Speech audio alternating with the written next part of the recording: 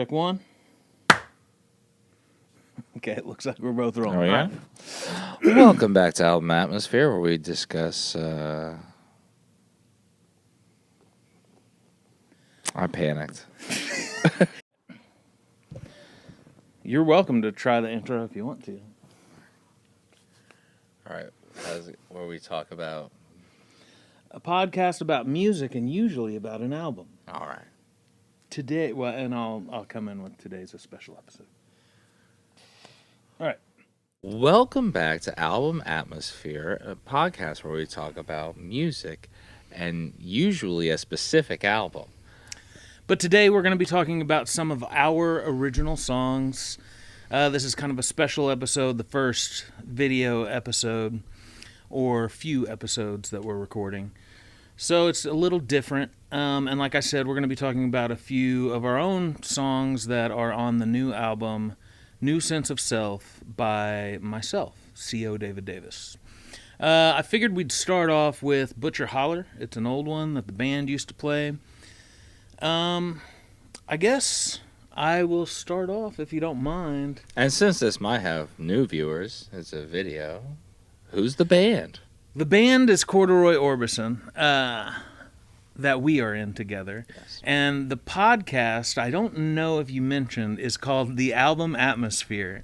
So I'll have the links down below in the video for anybody who's interested in those things. All cards on the table. As soon as I decided that I was going to pretend to be a host of this podcast, I panicked. I don't know if I've said anything intelligent in the last 35 seconds. We can start over. No, let's go. Let's do it. This is who we are. Like I said, I think we'll start off with Butcher Holler today.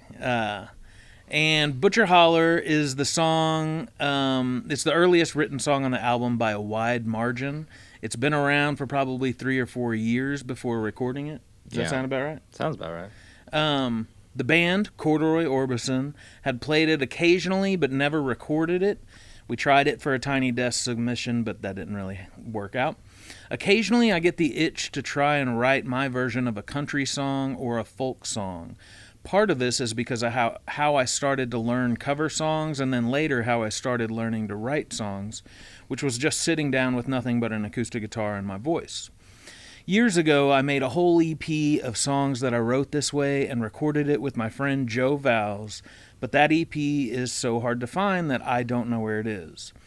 I vaguely remember how this song came about. I'm pretty sure I was watching a documentary on Loretta Lynn. If it wasn't a whole documentary on her, it was something that talked about her and more specifically the town she grew up in, which was Butcher Holler, which technically is an area in Kentucky called Butcher Hollow, but commonly switched to Holler, referring to a kind of valley near or on the mountains.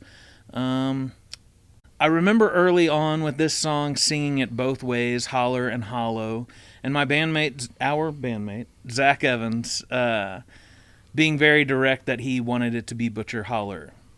And he has deep roots in Kentucky. Yeah, he's from Kentucky. He can make that call. So I figured I'd take his advice. I wrote it imagining the time when people were first settling in Butcher Hollow and building log cabins and roads and stuff with a little bit of a smaller Deadwood vibe, which is referred to by the lines of needing help from others to survive, but also hard lessons learned, or there might be bloodshed from time to time and hard lessons learned. A tough place that built tough characters like Loretta Lynn or Al Swearingen. I was tempted to go to fully strip down this version of this song with nothing but an acoustic guitar and the vocal, but I knew that I was going to want to layer the vocals towards the end of the song, so I just didn't stick with that premise at all. Instead, I just added a few slight percussion tracks, and our bandmate, Zach Evans, had mentioned wanting to be on this song, so he plays acoustic guitar as well. And all in all, I'm real happy with how it turned out, and I hope you enjoy it. Thank you. Now, Andrew. This concludes prepared remarks. Part 1. Andrew, do you remember first working on this song or writing it? Yeah, I mean, I don't remember writing it. You wrote it. But, I mean, you dope. Just after. Yeah. I got real excited. I think it might not be too much of a surprise to anybody familiar with corduroy. I tend to bring the more folksy Americana influences in the band because I was never very good or creative on the guitar. And I was excited about the prospect of us, bringing in some more rootsy songs to maybe do like a whole project that way. I don't know how much we want to get into, why we could never make roots music work in corduroy. It's up to you. But yeah, we just had one member who like seemed to like fundamentally have never heard like a country song or a folk song ever in his life and couldn't figure out how like the philosophy of that music. So a lot of these attempts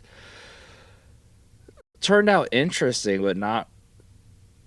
They left you feeling like something was missing the mark on accident instead of on purpose.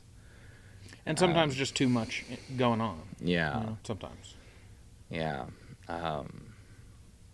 And so, these songs, this one in particular, I remember, we arranged, not just kind of band instruments around it, but like a lot of vocals around it, and it was always a lot of fun. And even like playing live would be a lot of fun. But every time like it was on a record and you were just like sitting down to listen to just the song and how it works as a song, it felt a little trying too hard in areas.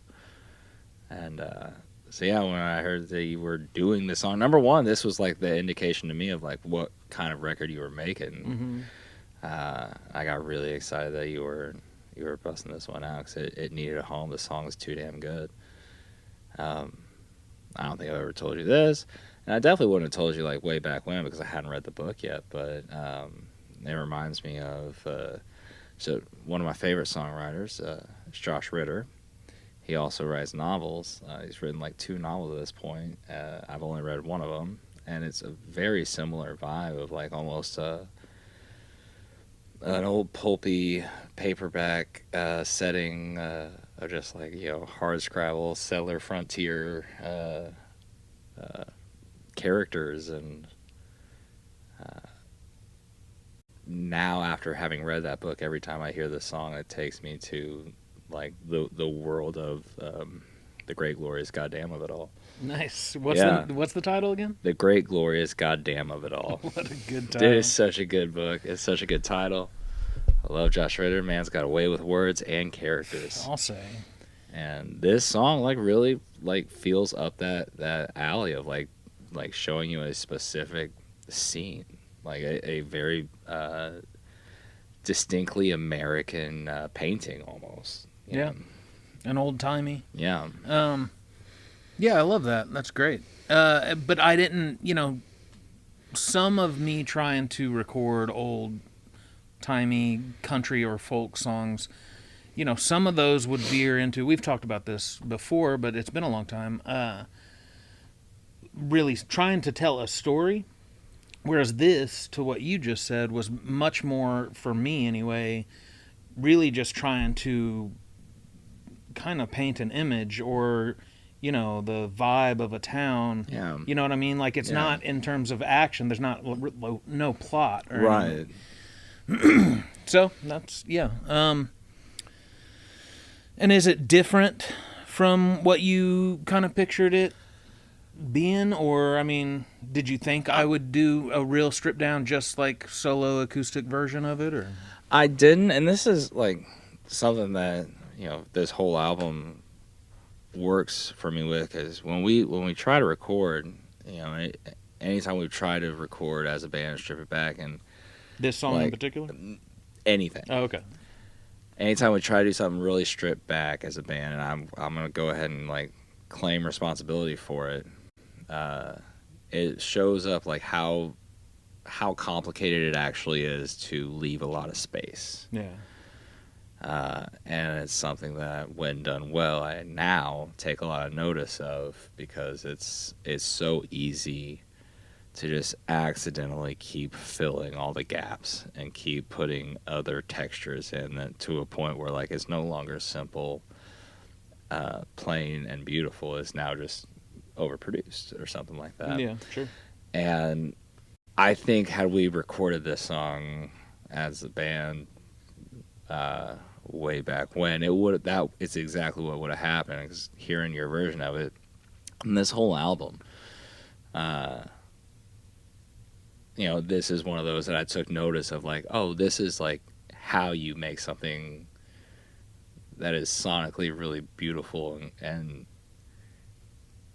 and complicated, but it's got a lot of space in it. Yeah, sure. So no, I was very surprised with how you arranged this, and I love it. Like I sincerely wanted to just take notes for a corduroy project from how you recorded this record. Oh, cool. Well, thank you. That's very kind of you to say. And yeah, I think those. I'll try not to ramble, but you talking about it that way, I think that's a good idea for you to keep that stuff in mind. But this is why I'm hesitant to, because I don't want to ramble. But I wouldn't worry too much about that in regards to the band stuff needs to it's totally relative to the songs, right, as you for know. Sure. But also, even in the context of the band, like, it doesn't have to be as minimal. Part of kind of doing a big quote solo record, which for the most part it is that's kind of by design, at least to some degree, in terms of getting it all done. When I'm doing a solo record, there's just, I don't have time to I don't know, make things more complex, or my instrumentation is just, what it is. I'm not almost at a necessity versus, well, it's a balance between the two, because as I'm sure you can tell on the album, like, there's plenty of kind of experimenting or trying things out in songs, but it all had to be done, at least on my end or in my mind, relatively quickly, without getting sidetracked on, I'm going to focus on some cool guitar part here. Yeah. You know what I mean? And spend time on it. Everything just kind of I had to keep the ball, like, rolling kind of quickly, which is what I prefer to do, as you know. But still, my point really is just by design that the previous album was really all I did really quickly, but it was all experimentation. The songs themselves even were cobbled together. Whereas here, I had these songs, and I was like, I just want to execute these kind of as, for lack of a better word, simply or directly and quickly as I can. Yeah. Well, I think you did a great job. So that's a part of why it came out the way it did. But well, thank you very much. I mean, anything else you want to say on Butcher Holler before we wrap this section up? I don't think so. Yeah, I think we're good on it. All right. Thanks, Andrew.